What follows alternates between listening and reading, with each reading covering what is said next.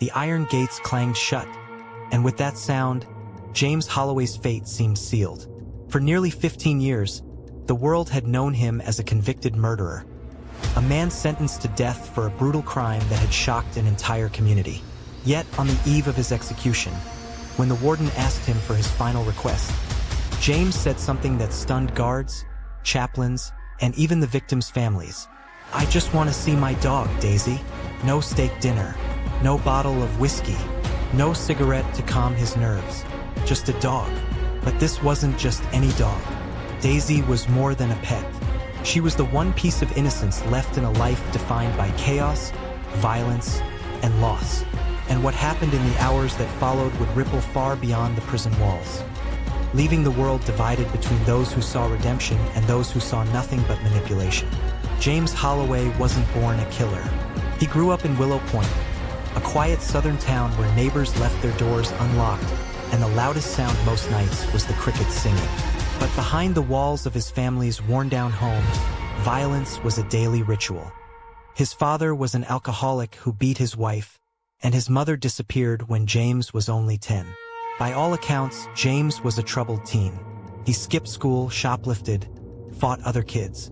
But there was one constant in his life: Daisy, a golden retriever puppy he'd been given at age 12. Neighbors recalled seeing him walk the dog at dusk, talking to her as if she were the only friend he had. Some said Daisy kept him from going off the rails completely. But by his early 20s, James's world spiraled. Petty theft turned to armed robbery. Drinking turned to drugs. And then, one night, everything unraveled. Prosecutors would later lay out the grim sequence. James, desperate for cash to pay off drug debts, broke into the home of a local couple, Robert and Linda Perry. What began as a burglary ended in bloodshed. Robert surprised him in the kitchen. A struggle ensued. James, high and frantic, stabbed Robert with a kitchen knife. Linda, hearing the commotion, rushed in. She was killed too. The Perrys were pillars of Willow Point, kind, church-going people loved by the community. Their deaths devastated the town. Within days, James was arrested after pawning items traced back to the Perrys' home. His fingerprints, DNA, and a trail of evidence sealed the case.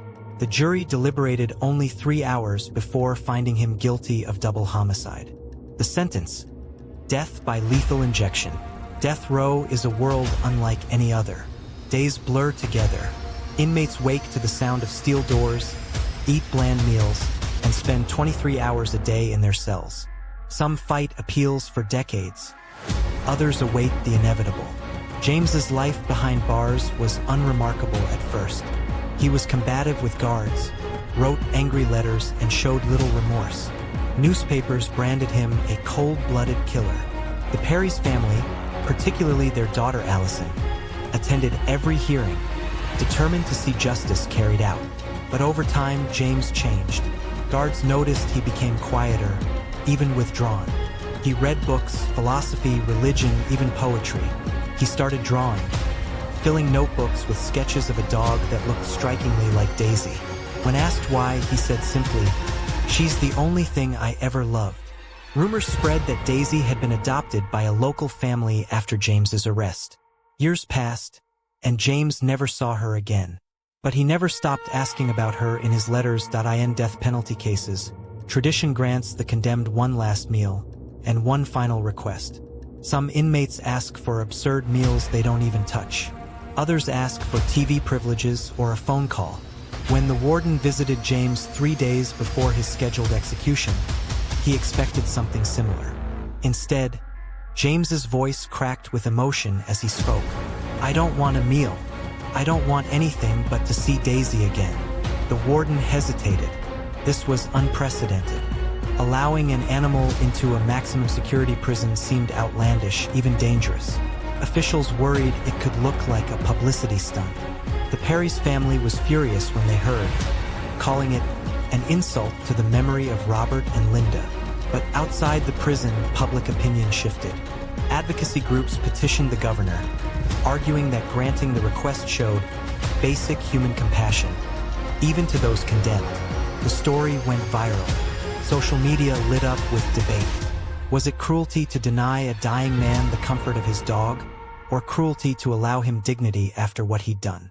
After tense deliberation, the warden relented. Under heavy supervision, Daisy would be brought to the prison yard for one last meeting. On the morning of his execution, James was escorted, shackled, into a small enclosed yard. Journalists and witnesses looked on from behind reinforced glass. His hands trembled, his face pale. And then she appeared. Daisy, now an elderly golden retriever, her muzzle gray, her steps slower but still steady. The moment she saw him, her tail wagged furiously. She bounded across the yard as best she could, leaping onto James with unrestrained joy.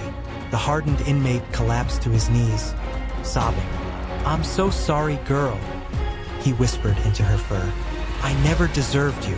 Witnesses described the scene as unlike anything they had ever seen on death row. Guards who had worked decades in corrections admitted they wiped away tears. Daisy licked James's face, her tail thumping, oblivious to the crimes, the prison, the death sentence looming. For 15 minutes, they sat together, James clutching the only being that had ever given him unconditional love. But then came the twist no one expected. As Daisy shifted, the chaplain noticed something unusual. A bright blue service vest strapped around her body. Daisy wasn't just there as a pet. She had been retrained during the years James spent behind bars. Daisy was now a certified therapy dog, part of a program that brought comfort to victims' families, abused children, and trauma survivors. The very same dog James had once clung to for love now spent her days helping others heal from violence. The irony was staggering. Here was a murderer, holding the animal that had become a source of hope for people just like the Perry's daughter. Some saw it as divine justice. Daisy's love had been redirected, given to those who truly deserved it. Others saw it as cruel, forcing the victim's family to endure what looked like a moment of redemption for the man who had taken so much from them. When his time was up, guards gently pulled Daisy back. James looked at her one last time and said, "Take care of her. She's better than I ever was." Hours later, he was executed by lethal injection. The aftermath divided the nation. News outlets replayed the footage of James hugging Daisy, sparking debates about justice, forgiveness, and humanity. For the Perry's family, it was salt in the wound. Allison Perry told reporters, "My parents didn't get a last wish. They didn't get mercy. Why should he?" But others argued the moment exposed a deeper truth. Even in a man condemned for monstrous acts, there was still the capacity for love, regret, and vulnerability. The reunion didn't erase his crimes, but it humanized him. Prison officials reported an unexpected ripple effect. Other inmates began asking about therapy programs, pets, and reconciliation. Some even wrote letters to their estranged families after witnessing James's reunion. Daisy returned to her work as a therapy dog, becoming something of a local celebrity. Families who had lost loved ones said her presence gave them comfort, a reminder that love can survive even the darkest tragedies. What does it mean that a murderer's final act was one of tenderness? Does it prove that redemption, however small, is possible even for the worst among us? Or does it trivialize the suffering of victims by giving sympathy to the guilty? Ethicists, clergy, and legal scholars debated the case for years. Some argued that compassion, even toward the condemned, elevates society. Others said it risks rewriting the narrative, painting criminals in a sympathetic light. But beyond the debates, one image remained seared into the public consciousness. A dying man on his knees, weeping into the fur of a dog who loved without judgment, and in the end, James Holloway was executed as ordered. Justice, in the eyes of the law, was served, but Daisy lived on, not as his companion, but as a symbol of resilience, healing, and the strange ways fate weaves lives together. For some, the moment was infuriating. For others, profoundly moving. But everyone agreed on one thing. The scene in that prison yard revealed a chilling, yet undeniable truth. Sometimes the purest love doesn't come from people at all, but from the animals who stay by our side, no matter what. And if you want to keep uncovering stories like this one, stories that reveal just how dark, complicated, and unpredictable the truth can be. Click that subscription button now, so you never miss what we uncover next.